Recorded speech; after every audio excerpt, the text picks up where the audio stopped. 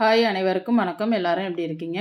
இன்னைக்கு நம்ம வீடியோக்குள்ள என்ன செய்ய போறோம்னு பார்த்தீங்கன்னா, சூப்பரான ஒரு கொழுக்கட்டை தான் செய்ய போறோம். இந்த கொழுக்கட்டை பார்த்தீங்கன்னா, கிராமத்தில தான் அடிக்கடி அதிகமா செய்வாங்க. அதாவது நம்ம எப்போதும் ரெடிமேடா மாவு வாங்கி செய்வோம். அது இல்லாம இது நம்ம அரிசிய வறுத்து தான் செய்ய போறோம். டேஸ்ட்டும் பார்த்தீங்கன்னா, செம்ம டேஸ்ட்டா இருக்கும். நான் சொல்ற அளவுகளோட அதே மெஷர்மெண்டோட நீங்களும் ட்ரை பண்ணி பாருங்க. செம்ம சூப்பரா இருக்கும். வாங்க இப்ப நம்ம வீடியோக்குள்ள போலாம்.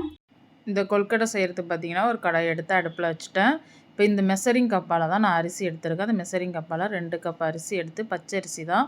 நீங்கள் ரேஷன் அரிசி இல்லை கடை அரிசி எது வேணுமாலும் எடுத்துங்க. எடுத்து கழுவி நல்லா காய வச்சு ட்ரை ஆன பிறகு நம்ம இதை வறுத்து எடுத்துக்கலாம். இது நல்லா அடுப்பை ஹையில் வைக்காமல் மீடியமாக வச்சு நல்லா வறுத்து எடுத்துங்க.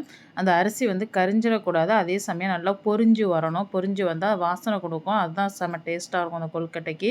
நல்லா வறுத்து எடுத்துகிட்டு நான் உங்களுக்கு காட்டுறேன் எப்படி இருக்குங்கிறதும். பாருங்கள் நல்லா வறுபட்டுடுச்சு. இந்த அளவுக்கு நல்லா வறுத்து எடுத்துங்க.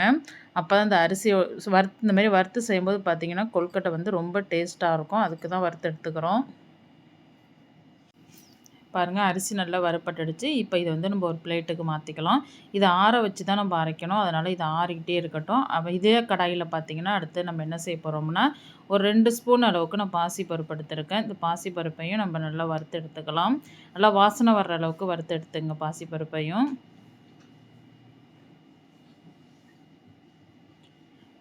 பாருங்கள் பாசிப்பருப்பும் நல்லா வறுபட்டுடுச்சு. இப்போ இதையும் எடுத்துக்கலாம்.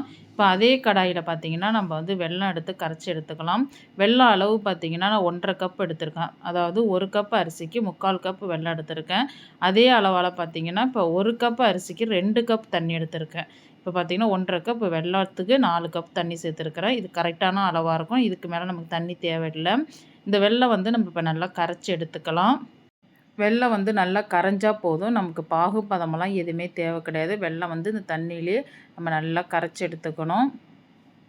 பாருங்கள் வெல்லம் நல்லா கரைஞ்சிடுச்சு. இந்த ஸ்டேஜில் பார்த்தீங்கன்னா கல் தூசி எது இருந்தாலும் நீங்கள் வெல்லத்தை வடித்து எடுத்துங்க. இப்போ இந்த வெல்லம் அப்படியே இருக்கட்டும். இப்போ நம்ம வறுத்த ஆற வச்ச பச்சரிசியை நம்ம அரைச்சி எடுத்துக்கலாம். அது கூடவே வாசனைக்கு ஒரு 4 ஏலக்காய் சேர்த்துக்கலாம். இதை அரைச்சிட்டு இப்போ உங்களுக்கு காட்டுறேன். இதை நல்லா அரைச்சி எடுத்தாச்சு. இது பார்த்திங்கன்னா ரவா விட கொஞ்சம் நைஸாகவே அரைச்சி எடுத்துங்க. இப்போ நம்ம வறுத்து வச்ச பாசிப்பருப்பை இந்த வெள்ளைப்பாகோடு சேர்த்துக்கலாம். கூடவே பார்த்திங்கன்னா ஒரு தேங்காய் எடுத்து நல்லா துருவி வச்சுருக்கிறேன். ஒரு முழு தேங்காய் எடுத்துங்க. டேஸ்ட்டு ரொம்ப நல்லாயிருக்கும். இப்போ அதையும் கூடவே சேர்த்துக்கலாம். இப்போ சேர்த்து எல்லாமே நல்லா ஒன்றா கலந்து கொடுக்கலாம். தேங்காய் நிறையாவே சேர்த்துங்க. டேஸ்ட்டு ரொம்பவே நல்லாயிருக்கும்.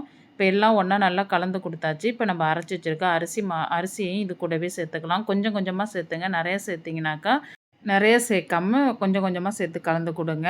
அப்போ தான் உங்களுக்கு கட்டி விழாமல் இருக்கும். ஒரு விஸ்கை வச்சு நல்லாவே கலந்து கொடுங்க. இப்போ எல்லாமே நம்ம சேர்த்தாச்சு. இப்போ நல்லா கலந்து கொடுங்க. இப்போ கொஞ்சமாக சால்ட்டு சேர்த்துக்கலாம்.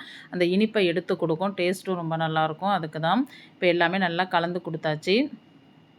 பாருங்கள் இந்த அளவுக்கு நம்ம நல்லா கலந்து எடுத்துக்கணும். இன்னும் கொஞ்சம் நேரம் அந்த தண்ணி ஈரப்பதம் நமக்கு நல்லா வற்றி வரணும். அது வரையும் நம்ம கொஞ்சம் கலந்து எடுத்துக்கலாம். பாருங்கள் இந்த அளவுக்கு நீங்கள் ட்ரையாக நல்லா வதக்கி எடுத்துங்க. இப்போ இதை நம்ம நல்லா ஆற வச்சு எடுத்துக்கலாம். இப்போ பாருங்கள் நல்லாவே ஆறிடுச்சு. இந்த அளவுக்கு நல்லா ஆறி வரணும். கை பொறுக்கிற சூடு அளவுக்கு நீங்கள் ஆறி எடுத்துங்க.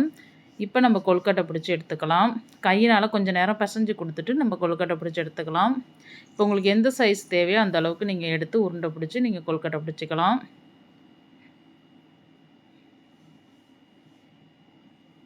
பாருங்கள் இந்த மாதிரி நீங்கள் கொழுக்கட்டை பிடிச்சிக்கலாம். பார்த்தீங்கன்னா ரொம்ப சாஃப்டாக ரொம்ப நல்லாயிருக்கும் இந்த கொழுக்கட்டை.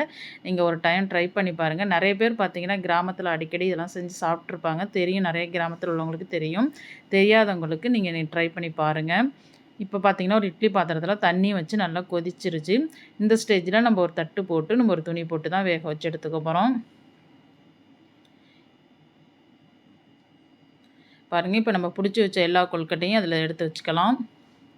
இந்த கொழுக்கட்டை ரொம்ப நேரம் வேக வேண்டியதில்லை. ஒரு 10 நிமிஷம் வெந்தால் போதும். ஏன்னா நம்ம வெள்ளைப்பாகுலேயே இது கொழுக்கட்டை நல்லா இந்த அரிசி மாவு நல்லா வெந்திருக்கும். அதனால் நம்ம ஒரு 10 நிமிஷம் வேக வச்சு எடுத்தால் போதும்.